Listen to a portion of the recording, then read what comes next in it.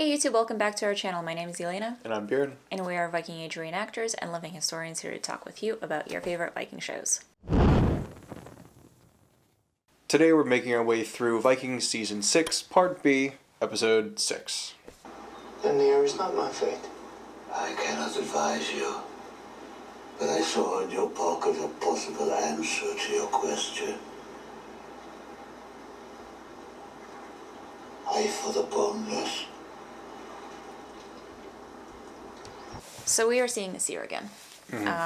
And the seer has been with us since the first season, except for now he's no longer alive, and yet he keeps popping up. And every time we see him pop up, he seems to be popping up for members of Ragnar's family.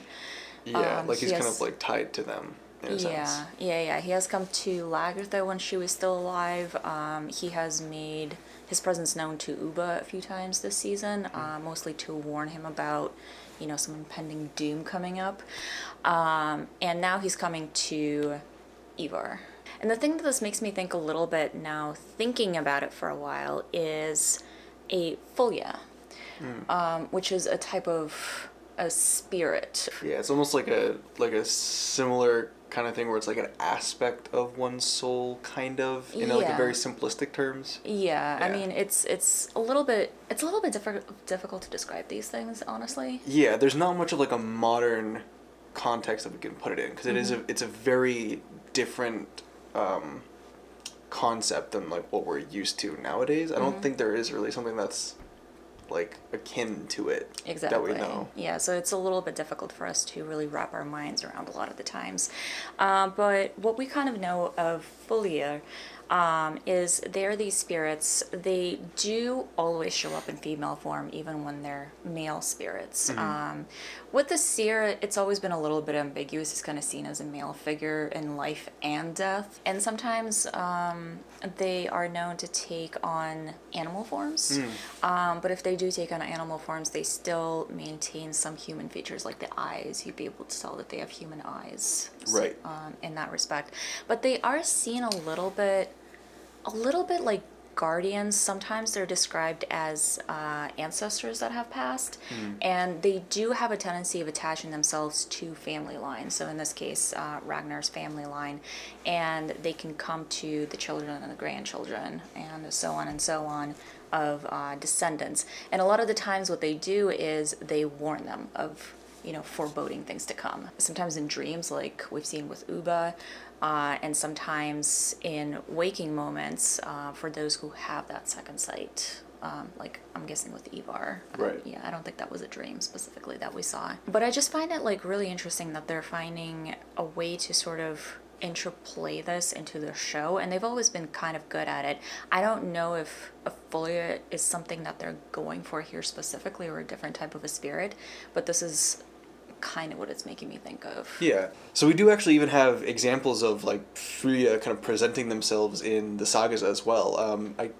Chief among them in the Icelander sagas, there's actually one Viking in Greenland who's known as like the Sly, because he's very like clever and quick-witted and sharp and everything, but he often has like dreams of these Fylgjur, and it kind of like guides him kind of through his life and things. And it's actually very interesting, in case anybody's curious as to what animal their Fylgjur might present themselves as.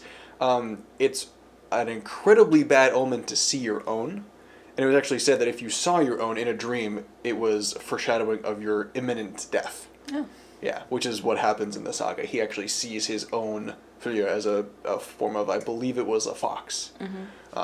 Hence him being, you know, sly and witty and everything. But very shortly after, he died. So don't go looking too hard. What have I really done in life? Huh? I was a drunk. Profligate. I abandoned Ubba, the brother I loved the most. Killed Lagertha. The only two women I've ever loved, both men. Miserable men. So this like lamenting Hvitserk's like life and kind of like lack thereof kind of had me thinking like we kind of don't know a whole lot about Hvitserk in general. Like we know he was son of Ragnar, we know he avenged his death, and then what else? You know, like he really plays kind of like a minor role in the myth, in like the sagas and everything. So it's a little hard for us to say. So going from the sources, so Hvitserk actually means white shirt, so it's kind of like a kenning almost. And an interesting note that a lot of people have commented on is that Hvitserk and his brother Halfdan, another son of Ragnar, are never mentioned together. So in no context is Hvitserk mentioned with Halfdan, and vice versa. Halfdan is never mentioned as Hvitserk. So a lot of people kind of actually assume that they're the same person, and Hvitserk might just be like a kenning for Halfdan itself. Now, based on the records and information that we have, the two men take different directions. So according to some records, Hvitserk, actually after avenging Ragnar's death, later on travels to Hvitserk, which is the Norse word essentially for the land of the Rus, and he actually raids with the Rus. So this wasn't actually so far-fetched that he would, leave and go to Kiev. He actually ends up raiding there for a bit before he's actually completely overwhelmed and is overpowered and is basically given the option to choose his own death, at which he chooses to be burned alive. Yeah, if you're going to go out with a bang. And on the opposite end, Halfdan we know a little bit more about because he's attested to in like the Anglo-Saxon Chronicles, which are like actual historical documents during the raid of the Great Heathen Army. And so Halfdan joined. He was one of the brothers who led the army, and he actually ended up dying in I think 877 thereabouts, as he was trying to press his claim for the Irish throne. So he kind of went the same road that Ivar went, kind of more geared towards putting their focus on the Irish throne, right? And trying to create like a dynasty in Ireland, and it's recorded that he died there. So we know like a little bit about that, but beyond that, there's not a whole lot to go off of. Whether it's like his family or any children, like he was talking about. I'm sure he did plenty in raiding England and stuff, but right. Yeah. I know who you are. Idunn, the goddess blessed with eternal youth. Odin must have sent you to me. Interesting. Yeah. So that is definitely Idunn. She is a goddess in Norse mythology. She's the one that has the magical apples that she tends to and gives to the gods that keeps them young. Yeah. Basically. We don't know much about her past that, really. Yeah, there's not a whole lot of information besides the whole apple a day. Keep the doctor away. Keep the doctor away kind of thing that she really pressed hard. No, but she's attested in the Prose Edda, and there's one like main story about her. So she's mentioned a few times in passing here and there. Like we know she's married to Bragi, who's the god of like poetry and things and music. But there's one main story about her, which is it's just like her focus. So basically, to summarize, Loki starts with Loki. Always starts with Loki. Yeah, so Loki is kind of like press ganged and forced by a Jotun, Thiazi, to like lure Idunn away from Asgard, which he does by like saying, "Oh, we found these interesting apples. You should come take a look." And she's like, "Oh, I love apples." She's like, "Oh, no kidding, this way." So he lures her out of Asgard, and then in doing so, Thiazi is able to come in and like swoop in, basically kidnap her, and then go to ransom her off back to the gods. While she's away, the gods no longer get their apple a day, and therefore start to like succumb to old age, and like they start to gray and age like rapidly, and it's awful, and they they become weak and everything. Don't know why it took them so long, but eventually they figure out Loki. You'd think after all this time you'd like start there, but that's neither here nor there. So they go, right, Loki exists, and they find out that it was caused kind of by him. And so he takes it upon himself to go and rescue her again. So he borrows Freya's falcon cloak and flies to Thiazi's home in Jotunheim, finds Idunn locked up, kind of breaks and sneaks in, turns her into a nut that he then carries away in his little falcon talons. Thiazi finds out about it and immediately chases and gives pursuit. He has his own eagle cloak. And as we all know, eagles are bigger than falcons, so he's gaining quick. But like in the meantime, as they're flying over, the gods and Asgards are getting like a massive pyre ready, and right as Loki flies by, they light the fire, and it burns all of Thjazi's feathers off, and he falls to the ground, and then they kill him, and get the apples back, and everything's restored. And everything's fine again. Yeah, that later leads to Skadi then, coming out as a one-woman army to lay siege to Asgard, which is its whole other thing. A whole other story. Yeah, it just sets off a chain reaction. But that's like her big attestation in the sagas. Right. But yeah, like beyond that, we really don't know a whole lot about her.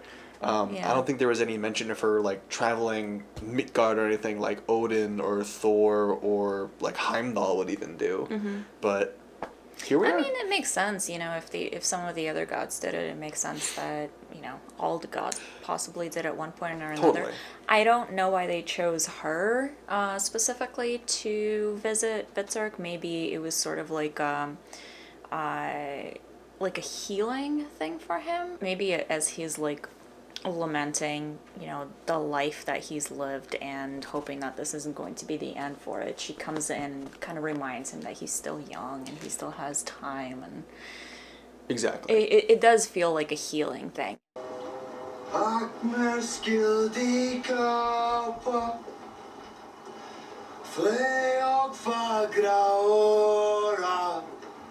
Fara brott med vikingam.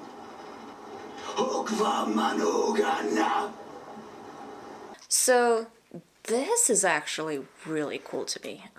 First of all, the song is My Mother Told Me. We've heard it many times at this point. Yep. And in its Old Norse. Yeah, the fact that they have him singing in Old Norse is fantastic. I love it. And also the type of a vocal that he's doing here, that like gritty vocal. I don't want to say growling because it's not like full growl. Right. But it's very harsh. Yeah, that like harsh, gritty vocal. We know, or we think that's something that the Vikings would have used. Okay. In their songs. Right. Yeah, because I think it was Ahmed ibn Fadlan who described some of their singing as like akin to like something like howling dogs but more bestial. Or yeah, I can see it. I attribute it more to just him being like near death and like starved and thirsting. But yeah, I can totally see that. Just like putting the emphasis behind it and like really embodying that description as like a combat technique against the priest singing. Like, shut up! I can see it. Yeah, it's just like it's a really cool moment. Yeah. It brings like a smile to my face. I really, really like it. Yeah. Of course, it is true that we have always been traders. Yep. Go to the ends of the earth to trade with other peoples, other cultures. Yep. Yes, he did. Because our Scandinavian countries are small, and we don't have that much to trade. Instead, we have raided far and wide. That's questionable. Is he saying that, like, because they're small and don't have a lot to trade, they instead just went raiding? Is that what he just said? I think so. It's, like, right and wrong. Like, they did that, yeah, but they also had plenty to trade. We have a presence now in England, in Ireland, in Fylgja, and even in Russia. That's very true. Unarguably, yep. Unless we continue raiding, continue to win battles, take territory, we will soon lose everything we have gained so far. The Norse descendants are still on the English throne. In England, we have a foothold in York, in Mercia and Northumberland. Yep, you do. And we still have a settlement in Wessex that Uber won for us. Guthrum. But Wessex remains powerful. Remains the last great kingdom of England. He was trying really hard to just not say the last kingdom. He had to say the last great kingdom. That was like force of will. I was there when my father died. I mean, that's not true. Ivar wasn't there.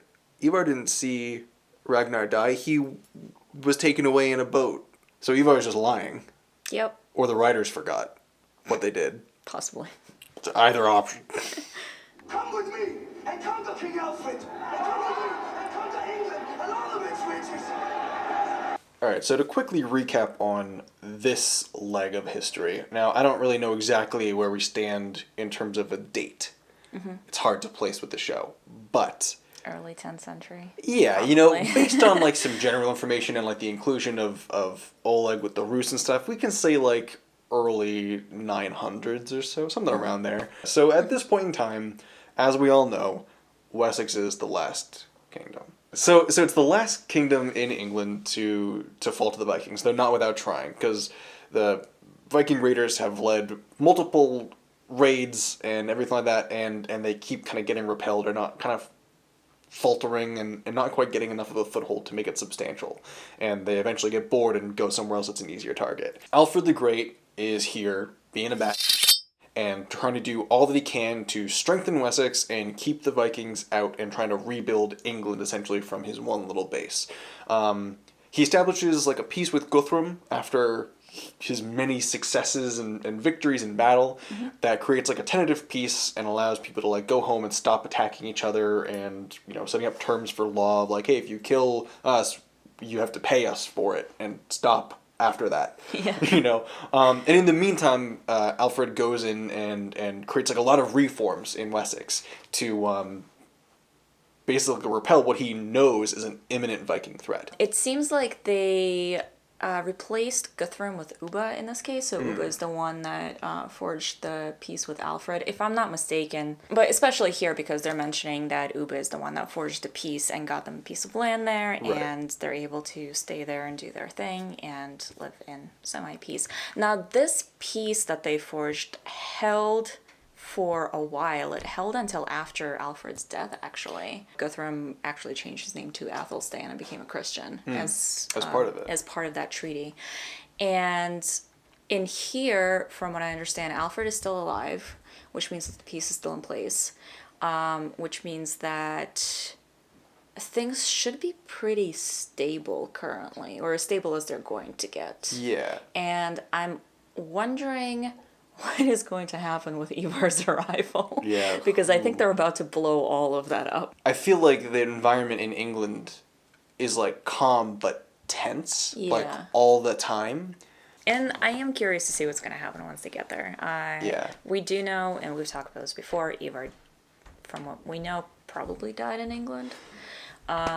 So they're probably following that story arc. I'm just really curious how they're going to end it. Yeah, we're pretty sure he either died trying to, again, just like Halfdan, push his claim to the Irish throne, or he just succumbed to his disease. Right. That's kind of what it's believed to be.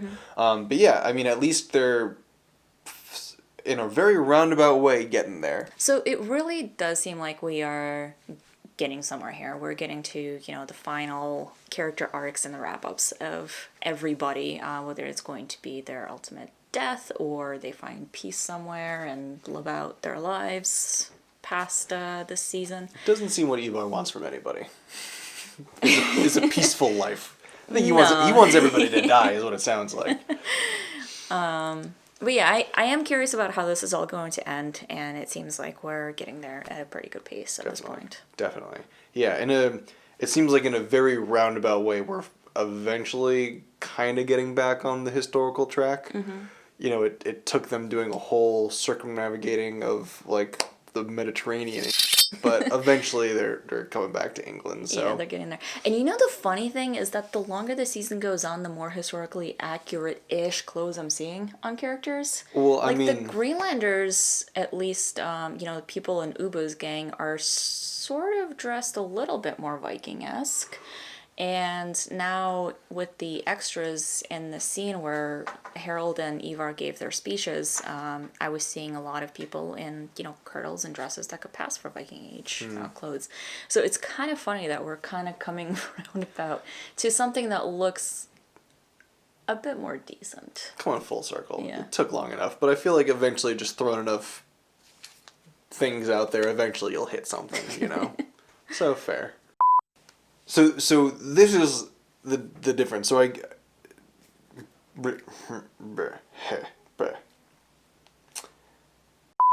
replaced Guthrum with Ubba in this case. So Ubba is the one that forged the peace with Alfred. If I'm not mistaken, tell me if I'm mistaken. Feel free to.